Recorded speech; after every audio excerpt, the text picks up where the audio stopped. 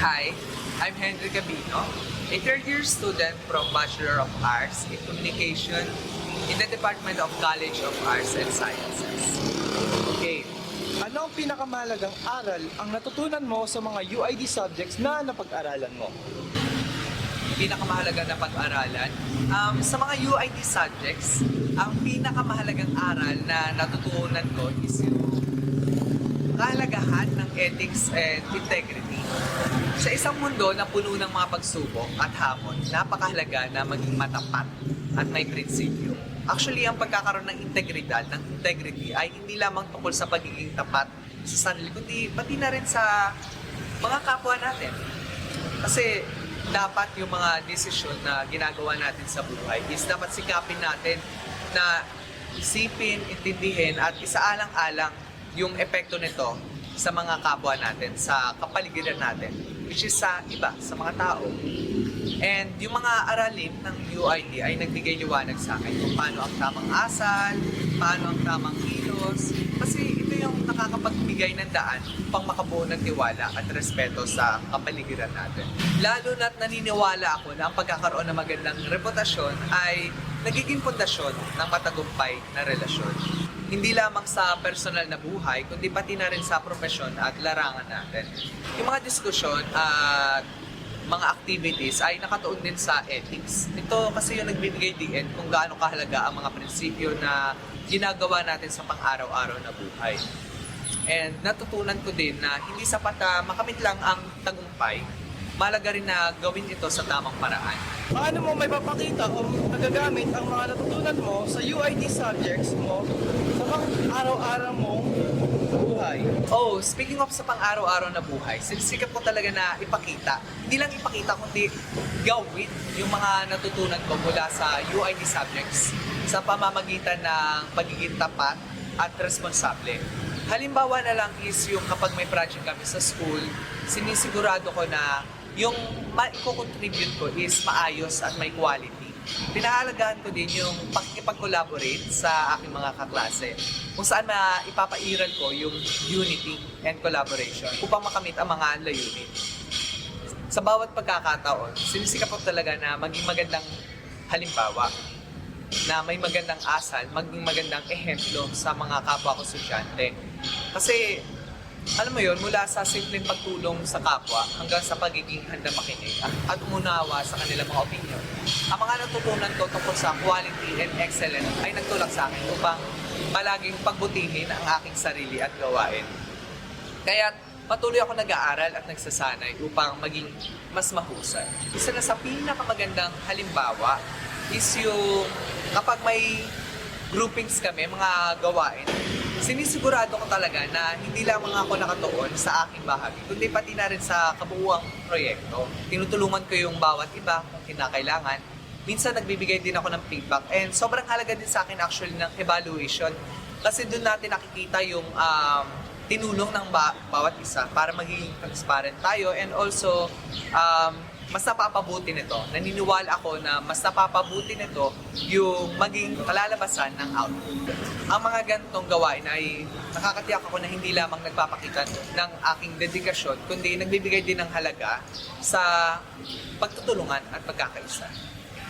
Sa tingin mo, paano nakatulong ang UID subjects sa paghubog sa iyo at sa ibang UDM students para maging mabuting tao? Actually, yung UID subjects as a student, tingin ng iba, minor lang ito and dapat hindi na pahalagahan kasi nga minor lang. And parang GMRC or ESE lang natin sa school, no? Pero para sa akin, sobrang halaga talaga ng UID subjects, lalo na sa mag-aaral, no? Kasi yung UID subject is nagbibigay siya ng matibay na pundasyon para sa aming mga estudyante. And bilang isang estudyante ng UDM, sa pamamagitan ng mga aralin tungkol sa quality and excellence, natutunan naming itaguyod ang mataas na pamantayan hindi lamang para sa aming sarili, kundi pati na rin para sa aming komunidad. At isa sa inaabangan ko kapag fourth year students na ako is yung discussion patungkol sa leadership and innovation. Kasi naniniwala ako na ito yung nagbibigay inspirasyon upang maging mapanlikha at responsable kami. Hindi lamang para sa aming mga sarili, kundi para na din sa iba. Halimbawa na lang nung first year kami, marami kaming ginawang community service project sa NSTP and also sa ibang subject sa UID na kung saan nagbigay kami ng oras, naglaan kami ng oras at lakas para makatulong sa mga nangangailangan. Sobrang sarap sa puso na gumagawa ka ng kabutihan sa kapwa mo. No? Na hindi ka lang gumagawa ng pang-sariling bagay. Kasi kapag gumagawa tayo ng pang-sarili kung paano natin i-enjoy yung buhay natin. No? Iba siya sa pagtulong talaga sa kapwa. Iba yung joy, iba yung fulfillment na nagagawa nito sa mga estudyante. Katulad kong estudyante, sobrang nakaka-touch. Kasi yung mga ganitong karanasan ay hindi lamang nagturo ng kahalaga ng serbisyo, kundi magpapatibay na din ng aming pagkakaisa bilang isang grupo. Kasi gumawa kami ng community plan para maitaguyod yung isang project. Ang pagkakaroon ng pagkakataon na makilahok sa iba't ibang activities mula sa workshops hanggang sa mga seminars katulad ng ginagawa ng UID taon-taon ay nagbibigay diin din kung gaano kahalaga ang patuloy na pag-aaral at pag-unlad. Kasi sa bawat karanasan na natutunan namin pahalagaan ang diversity of thought at paano ito nakatulong upang makabuo kami ng mas mahusay na solusyon para sa mga hamon na aming kinakaharap. Okay, next. Ano ang masabi mong pinakamalaking epekto ng UID subject sa relasyon mo sa iyong kaklase, pamilya at komunidad?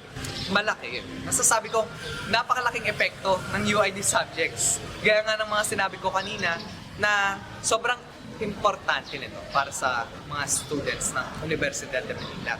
Kasi ito yung nagpapabuti ng aking relasyon, hindi lamang sa aking mga kaklase, kundi pati na rin sa aking komunidad, sa aking mga kabarangay, sa aking mga kakilala, sa pamamagitan ng mga aralin tungkol sa achievements and passion.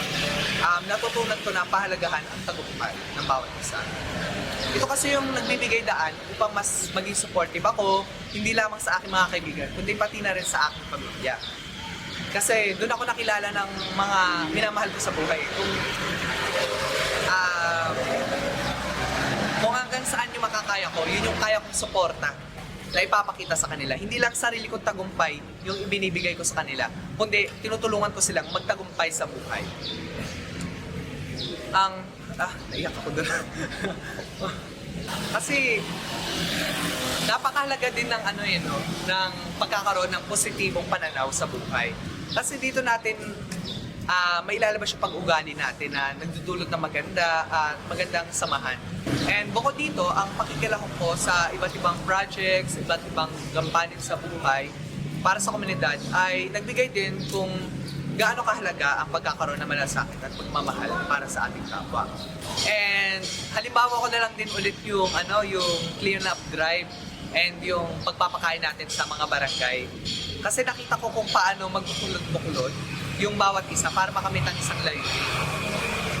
May mga different tasks na ginagawa yung bawat head ng gawain. And yung layunin nito is yung magkaroon ng isang malinis at maayos na proyekto sa kapaligiran natin. Ang simpleng pagtulong mula sa paglilinis hanggang sa pagtulong sa mga nangangailangan ay nakakapagpabuti hindi lamang sa relasyon kundi pati na rin sa kabuuang kalagayan ng aming komunidad. Kung may isang UID subject na ipagpapatuloy mong isabuhay, ano ito at bakit? Kung may UID subject na ipagpapatuloy ko sa buhay, is yung pinaka-favorite subject ko talaga sa lahat. Ito yung top 1 para sa akin which is ngayon third year na subject namin, is yung achievements and passion. Kasi naniniwala ako, I believe na ang pagkikilala at pagpapahalaga sa sariling tagumpay ay mahalaga upang makamit yung tunay na kasiyahan at yung fulfillment. Kasi kung hindi mo naman gusto yung isang bagay at sabihin natin na nagkaroon ka ng reward dito, ng award dito, hindi ko siya matatawag na achievements no? Kasi maybe matawag natin siyang achievements, pero wala siyang fulfillment. Kasi naniniwala ako na yung totoong achievements, mayroong fulfillment at masaya ka sa ginagawa mo. Kasi from the word itself, achieve sa achievements. Nagawa mo yung bagay na kinakasaya mo at mahalaga sa'yo. Kasi, yun nga, na-achieve.